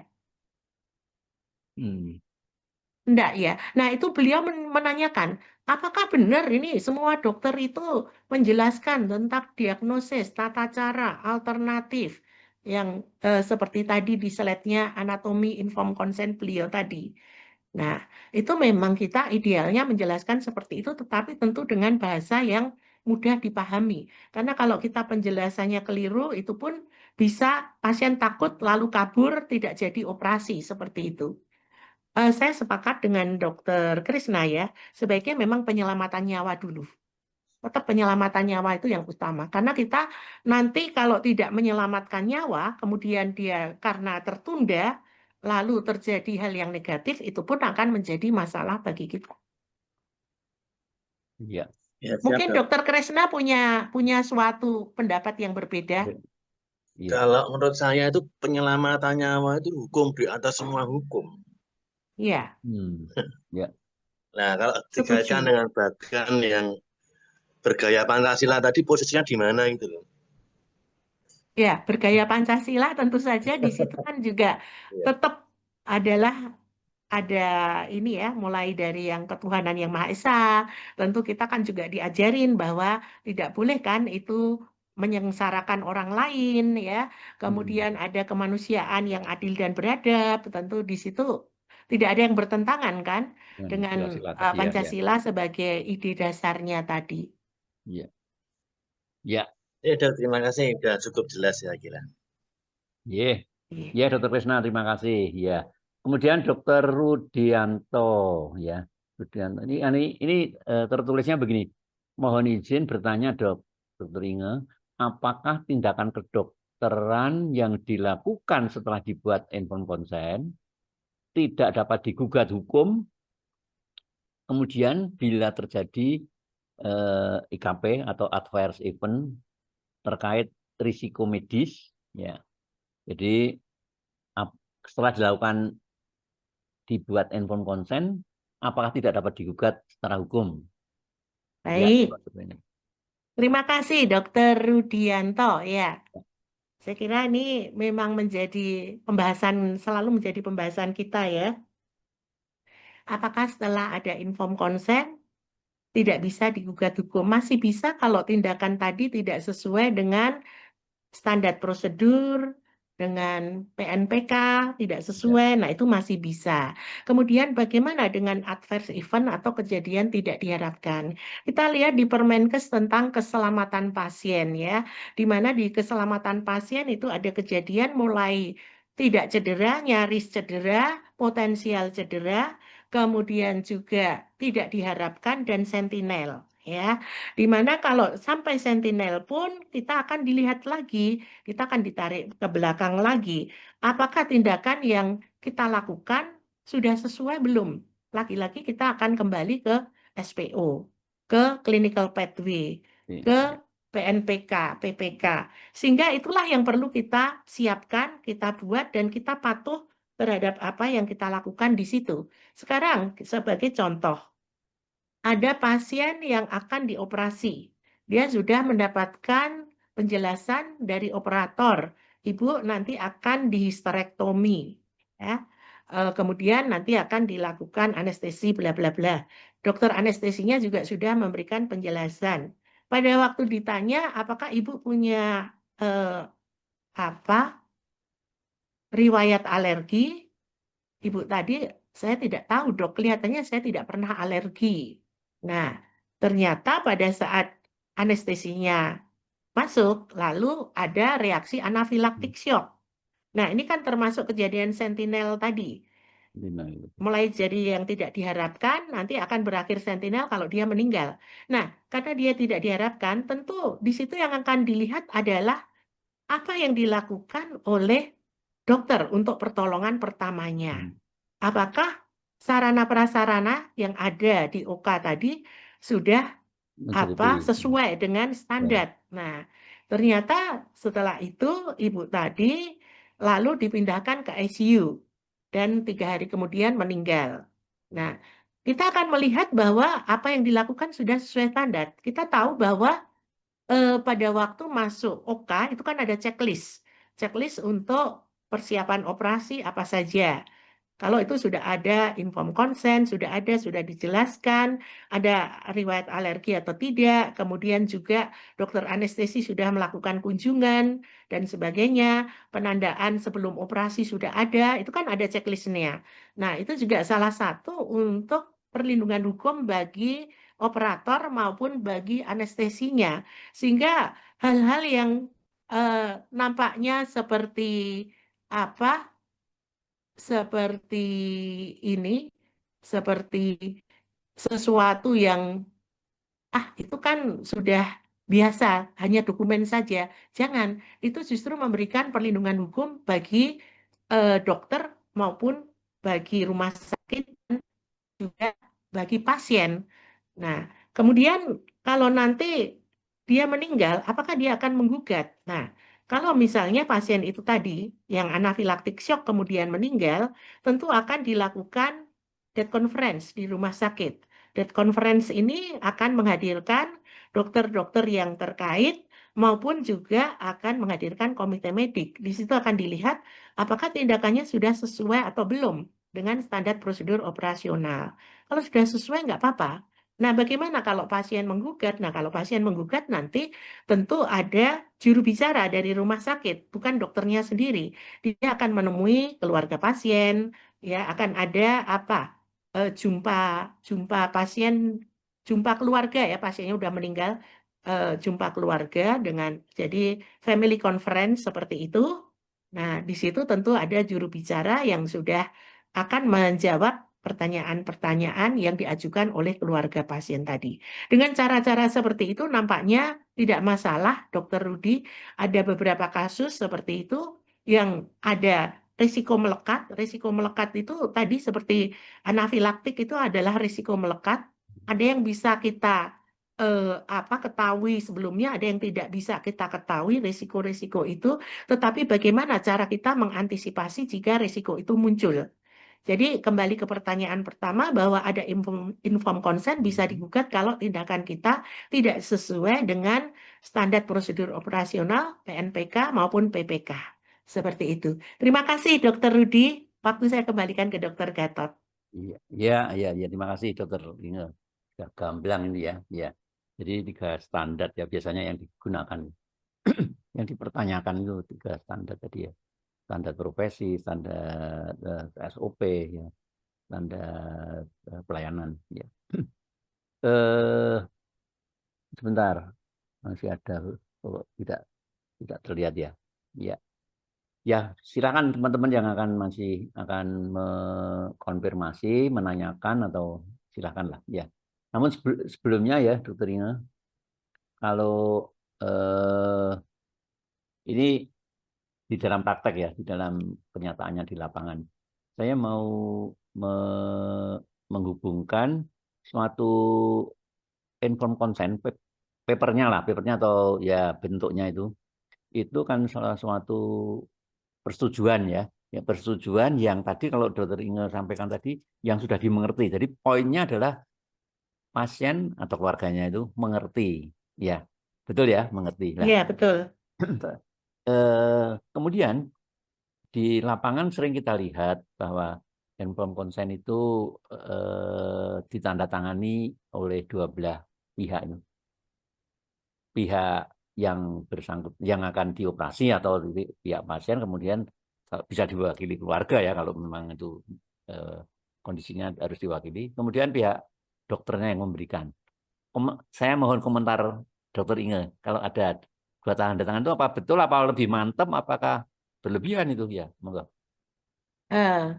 Tanda tangan dokter dan saksi begitu atau bagaimana? Dan bukan saksi malah ini, tanda tangan pasiennya dan dokternya.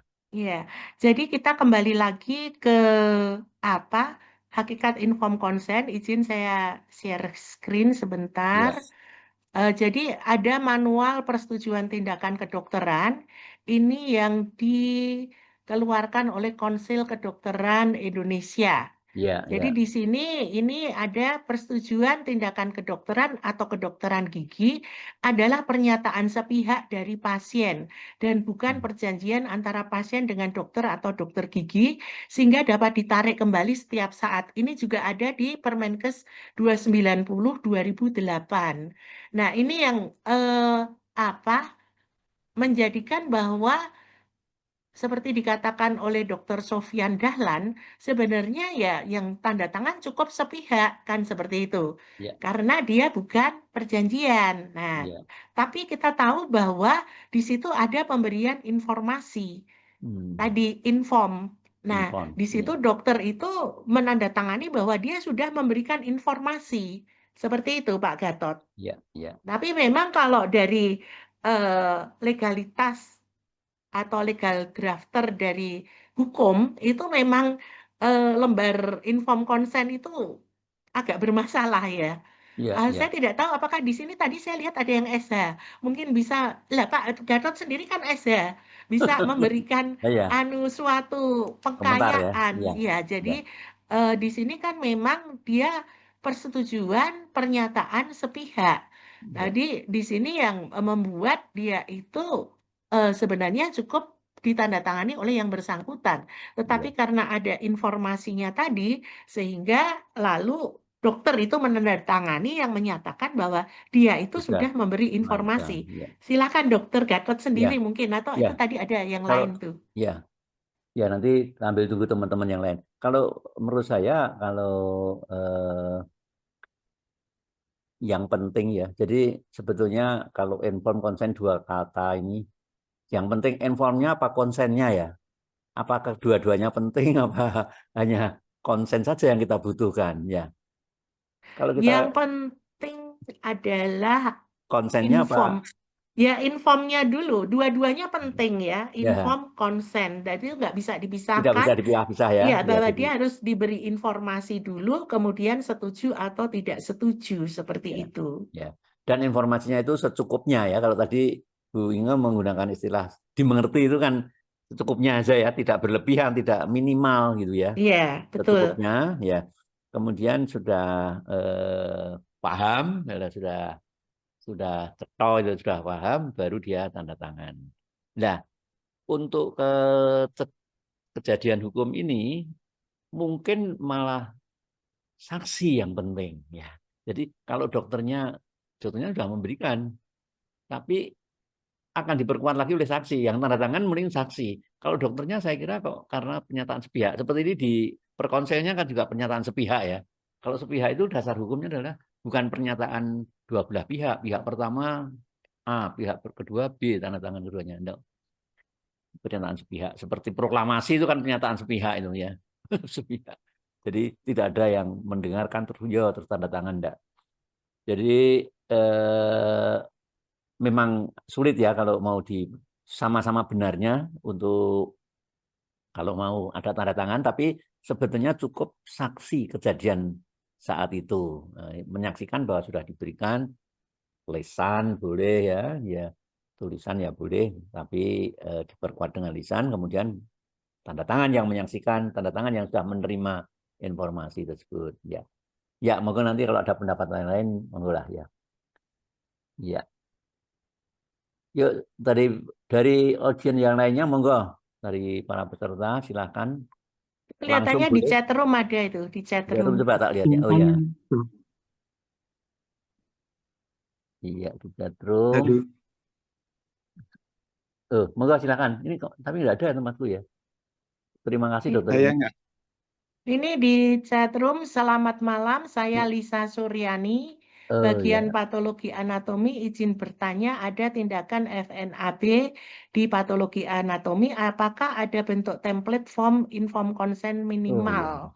Ya, tentu ini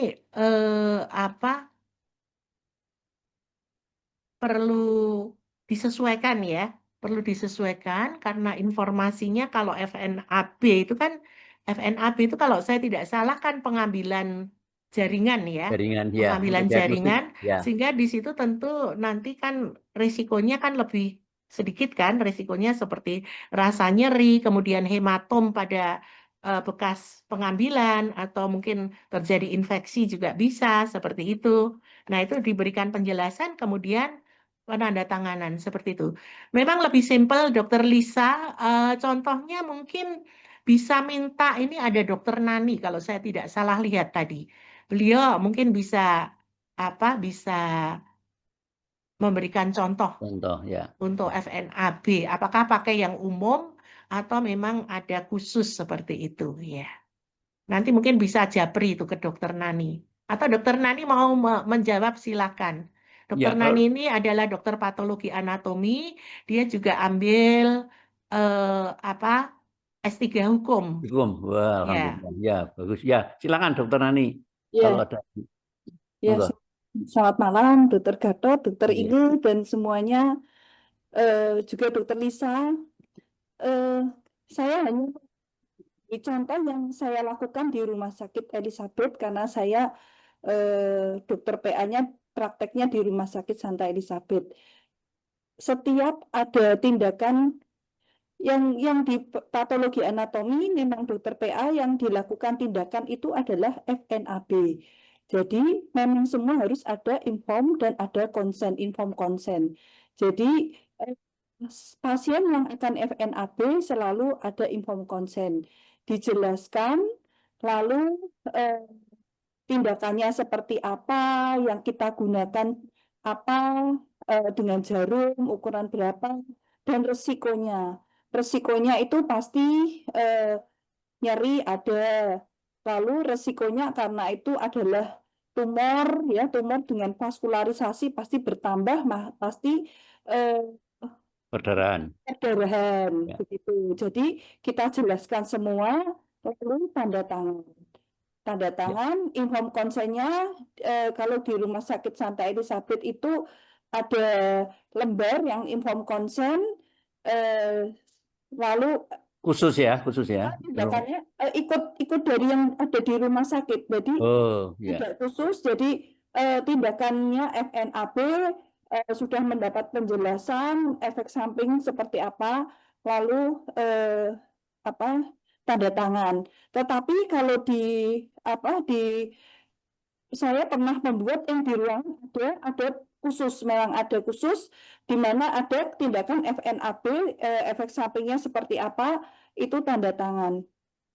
Jadi memang bisa pakai inform consent yang lembar biasa itu, tetapi kita sudah memberi penjelasan, tetap ada mereka sudah dijelaskan tanda tangan, pasiennya, kalau pasiennya bisa sadar, tapi kalau pasiennya tidak bisa dari keluarganya atau walinya. Tapi kalau ada juga, saya pernah membuat itu inform consent yang sudah ada efek sampingnya apa, begitu ada.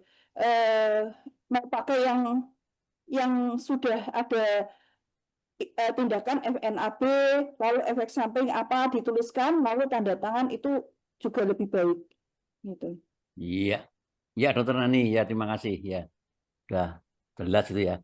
Tapi juga ya Dokter Inge, walaupun FNAB itu simple atau kecil lah lukanya, tetapi kan dampaknya itu luas, bukan hanya saat setelah pasca di FNAB saja, tapi hasilnya itu loh, itu kan hasilnya itu berisiko juga terhadap kehidupan berikutnya ya, untuk ke prognose yang menentukan ya. Ya, terima kasih Dokter Nani ya, sehingga terjawab sudah lebih lengkap ya. Ada tanya lagi, bentar. Dokter Widodo. Oh ya, ya, Dr. Widodo. Ya, monggo, Dr. Widodo. Ya. Ya, izin bertanya, apakah semua tindakan medis harus ada informed consent? Pada kasus apa yang tidak perlu informed consent? Kemudian beberapa mahasiswa atau pasien di Salatiga berasal dari luar pulau Indonesia Timur. Keluarga jauh, perlu waktu untuk hadir. Siapa yang bisa mewakili untuk untuk tanda tangan ya. Ini contoh di Salatiga Bu Inge ya. Jadi Iya. mungkin akan tindakan besar tapi perlu suatu informed consent. Ini apa nunggu apa? Monggo. Baik, saya izin untuk share screen. Kalau kita lihat di Permenkes 290 tahun 2008, Ya. jadi di sini persetujuan tindakan kedokteran adalah persetujuan yang diberikan oleh pasien atau keluarga terdekat setelah mendapat penjelasan, ya. Setelah mendapat penjelasan secara lengkap mengenai tindakan kedokteran atau kedokteran gigi yang akan dilakukan. Nah, keluarga terdekat adalah suami atau istri, ayah atau ibu kandung, anak kandung, saudara kandung, atau pengampunya. Jadi kalau dia tadi keluarganya jauh, dia mahasiswa, mungkin dia di situ ada walinya. Nah, seperti itu. Walinya itu bisa, ya. Kemudian kita lihat lagi bahwa yang membutuhkan itu adalah tindakan kedokteran yang membutuhkan informed consent Ya. adalah Berisiko tindakan tinggi. yang berisiko tinggi, seperti itu. Nah, kemudian tadi yang terkait dengan pertanyaan pertama tadi tentang tanggung gugat di pasal 6 di sini dikatakan bahwa pemberian persetujuan tindakan kedokteran tidak menghapuskan tanggung gugat hukum dalam hal terbukti ada kelalaian dalam melakukan tindakan kedokteran yang mengakibatkan kerugian pada pasien. Nah, seperti ini. Kemudian, bentar. Penjelasan itu tentang apa saja. Kemudian ini tidak semuanya tuh harus ada informed consent. Misalnya kita mau memeriksa pasien, mau melakukan pengukuran tensi kan nggak perlu informed consent. Dia sudah langsung mengulurkan tangannya untuk diukur tensinya. Berarti dia sudah setuju. Nah, kemudian kalau dia secara oral mengatakan sudah saya setuju menganggukkan ya, menganggukkan apa dagu. Nah, itu juga sudah setuju. Kapan kita tertulis, terutama kalau yang tindakan berisiko tinggi, misalnya pembedahan itu berisiko tinggi, atau yang memang tadi seperti FNA karena dia nanti kaitannya dengan hasil dan sebagainya, atau tadi yang HIV jangan lupa itu juga perlu suatu informed consent seperti itu. Ya, terima kasih, Dokter.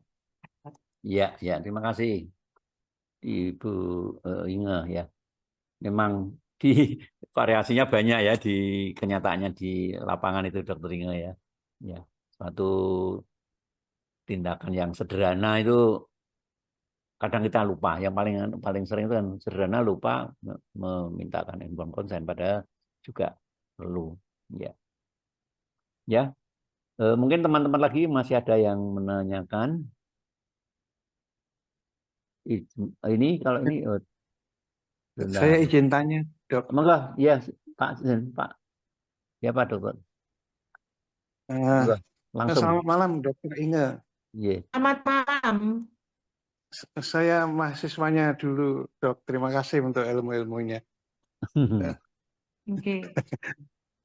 Dok, ini tadi saya mau nyoroti kasus yang ibu yang kecelakaan tadi, orang tuanya, suaminya tidak mengizinkan, tapi orang tuanya minta operasi. Nah, kita barusan dokter presentasi tentang keluarga dekat ya. Nah, dalam hukum positif mestinya dan di negara-negara barat itu keluarga terdekat kalau seorang istri mestinya suaminya. Tetapi dalam kasus tadi orang tuanya menganggap dia anaknya, dia merasa lebih dekat. Nah, ini mungkin yang cenderung ke arah pendekatan Pancasila karena kita orang Timur juga lebih kekeluargaan.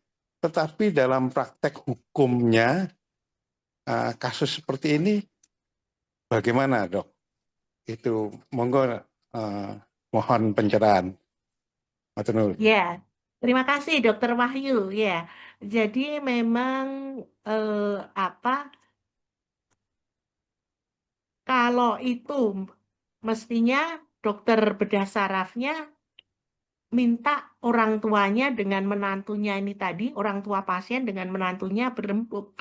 Tapi tidak boleh lama-lama. Silakan berembuk tidak lama-lama karena ini tadi dari menantu kan menolak, sudah ada inform refusal. Dan tadi sudah di Permenkes 290 itu kalau dia ada inform refusal kemudian dia menarik. Nah, itu yang menarik adalah yang menyatakan inform refusal-nya tadi. Sehingga harusnya menantunya menarik dulu, baru kemudian orang tuanya meminta menantunya untuk menandatangani inform consent. Jadi yang menandatangani berikutnya bukan orang tuanya, tetap menantunya karena dia sudah menikah. Jadi yang paling berhak adalah suami atau istrinya bagi yang sudah menikah. Seperti itu Dokter Wahyu. Jadi kalau kita lihat dari hukum di Indonesia, tetap yang paling berhak adalah suami atau istrinya. Baik, Dok. Dok, maaf ya. Apakah Permenkes 290 masih berlaku dengan munculnya UU Undang-Undang 17? Ya, 1723? Ya. Jadi sampai sekarang memang masih berlaku. Jadi kalau di undang-undang itu kan di paling bawah yang dicabut ada 11, kemudian peraturan pelaksanaannya atau peraturan turunannya masih berlaku sepanjang tidak bertentangan dengan Undang-Undang 1723 itu sendiri. Kita nggak tahu tuh Dokter Hari lagi godok sudah keluar belum Dok Hari yang baru. Ya, jadi Permenkes 290 masih dianggap tidak bertentangan. Masih ya. Ya. Terima kasih dokter. Terima kasih juga untuk pengajarannya yang dulu. Matur nuwun. Ya, terima kasih Dokter Wahyu. Ya, Dokter Wahyu ini ya komplit ya. masih ingat dengan gurunya ya.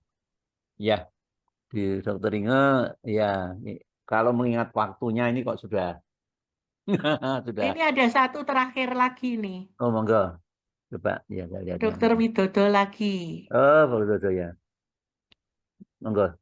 Untuk kasus pemeriksaan HIV, kadang nakes atau dokter periksa tanpa persetujuan pasien atas inisiatif dokter karena ada gejala atau simptom.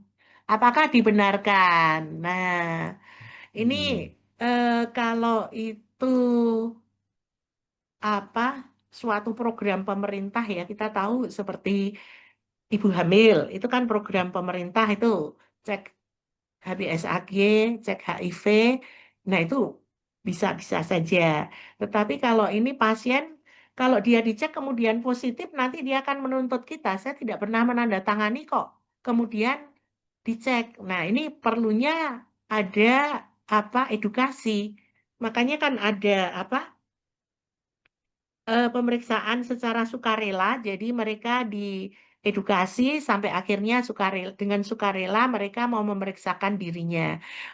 Sehingga ini masuk di Proknas ya, Dokter Widodo ya. Kalau kita bicara Proknas di akreditasi rumah sakit, itu Proknas kan ada HIV, lalu di situ kan ada rumah sakit itu wajib menyelenggarakan ada tim HIV yang kemudian juga dia menyediakan kalau ada orang-orang yang akan dites secara sukarela, ada edukasi-edukasi di situ. Sebaiknya kok tetap diedukasi dulu ya, sehingga dia ada inform consent juga untuk menjaga kalau nanti hasilnya positif seperti itu. Ya, Dokter Inge, tapi ini izin nyambung dok saya. Ya, enggak terus. Dokter Inge ngapunten kalau pada kasus HIV/AIDS itu ada counseling pretest. Itu yang penting, yang di dalamnya ada inform consent. Itu aja tambahan saya. Jadi terima kasih Dokter Wahyu. Ya, jadi ada ini ya konseling sebelum pemeriksaan ya, tetap ada ya. Ya. Ini tidak termasuk yang kesehatan masyarakat ya Bu, yang 29 apa 295 ya. 295 Iya, itu kan jadi kalau kalau itu kan kalau ini dia misalnya di daerah tertentu ya, seperti di daerah mana timur, Papua, ya ya, itu kan otomatis karena ya, apa banyak ya, kasusnya seperti frekuensinya itu, banyak sana ya, ya. ya. Gitu, ya. Mungkin ini Dokter Widodo banyak memeriksa orang-orang dari daerah timur ini, tampaknya. Iya. Ya. Nah, ini Dokter Hari menjawab itu Pak Gatot. Oh ya, Izin on progress. Jadi nanti Dokter Wahyu itu 290 lagi diperbarui oleh Dokter Hari itu. Iya, iya, iya. Ya, ya. Ya, Ibu Bapak sekalian, teman-teman sejawat, kelihatannya waktu ya yang ini sudah berjalan hampir 2 jam ya. Ya, Ya, tapi sebenarnya tidak apa-apa. Kelihatannya kalau kita ya mesti terus belum puas ya. Tapi untuk yang pertama kali ini memang wah tetap antusias teman-teman dan ini sangat bermanfaat. Mudah-mudahan nanti bisa berlangsung terus-terusan ya. Ya, untuk itu kami akan cukupkan dulu ya. Tentu saja dengan permintaan maaf bagi yang belum sempat bertanya, tapi sudah mendapatkan beberapa hal yang sudah disampaikan oleh Dr. Inge ya. Sehingga kami ucapkan terima kasih pada Dr. Inge yang telah kerso memulai program dari BAP 2A Jawa Tengah ini yang ya sudah kita mulai hari ini ya untuk tanggalnya 27, nanti bulan depan juga 27, 27 dan seterusnya ya tentu saja dengan topik-topik yang berlainan dan penelitian-penelitian yang ya masih bersifat doktoral semua ya. Ya, Dokter Inge, saya ucapkan terima kasih atas kesediaannya untuk memberikan sesuatu yang sangat penting bagi teman-teman semua. Mudah-mudahan Allah yang membalas ya. Jadi ya, terima hanya bisa kasih. ucapan terima kasih saja. Ya. Ya, Enggak. terima kasih juga Dokter Gatot atas kesempatan yang sudah diberikan oleh IDI Jawa Tengah. Dan bisa bertemu juga dengan teman-teman sejawat, profesor, dokter senior ya. Dan murid-muridnya dulu. Ya, mudah-mudahan bermanfaat dan mohon maaf apabila ada salah kata. Ya. Terima kasih sekali lagi Dokter Gatot, Dokter Gego, Pak TW sudah hilang Pak TW. Ya, ya terima kasih Dokter Inge ya. Saya kembalikan ke Dokter Gego. Apakah ada suatu pesan atau hal-hal yang mau disampaikan pada teman-teman di sini? Enggak, Dokter Gego. Oke, siap dok. Matur nuwun sangat Dokter Gatot, guru senior mentor saya dan guru spiritual juga Dokter Inga di BHP 2A gitu ya, karena selalu membersamai kami. Dan terima kasih Dokter Inga untuk mengawali begitu, dan harapannya dengan potret budaya hukum yang mana menjadi hal yang diangkat di dalam disertasi Dokter Inga juga membuka cakrawala kita bahwa memang dalam tahap implementasi bagaimana kita melakukan prakteknya, inform consent itu juga tidak sederhana. Hal itu kompleks dan kita sebagai dokter rasa-rasanya harus banyak hal yang dipertimbangkan. Nah, tentu ini menjadi acara perdana yang pastinya akan berlanjut untuk topik dan pembicara selanjutnya nanti akan kami informasikan di grup. Jadi grup itu akan kita gunakan selamanya. Semoga kita akan terus bisa mewarnai grup itu dan grup itu menjadi grup bebas untuk diskusi. Siapapun yang mau berdiskusi secara teoretik maupun praktis silahkan begitu ya. Kami sediakan forum diskusi yang tidak lekang oleh waktu juga tidak terbatas gitu. Harapannya Dokter Inge mudah-mudahan bulan depan bisa jadi moderator ya dok ya, untuk mengawal. Langsung nodong ini Dokter Gatot. Ya, ya. Ya, mudah-mudahan waktunya nanti cocok ya Dokter Inge dan teman-teman semua peminat hukum. Malam hari ini kita sampai jumpa di sesi selanjutnya di bulan depan di tanggal 27 Agustus. Demikian. Terima kasih Dokter Gatot. Ya, terima kasih. Ya, kalau saya lirik tanggalnya itu 27 Agustus Rebu Legi, Pak. Ya, harinya Rebu. Menolak gini bareng. Ya, Bugi nanti. Rebu Legi 27 Agustus kita ketemu lagi. Ya, terima kasih Dokter Inge, Dokter Gego, dan semua teman-teman pengurus baik di BAP 2A di wilayah maupun BAP 2 cabang dan semua yang hadir pada malam hari ini ya. Terima kasih, kami izin menutup ya Dokter Gego. Ya, dengan ucapan alhamdulillahirabbil alamin kita tutup pertemuan malam hari ini. Ya, sayonara, ya. Bye-bye. Ya. Ya. Selamat malam, Ya, Dokter. terima kasih. Ya.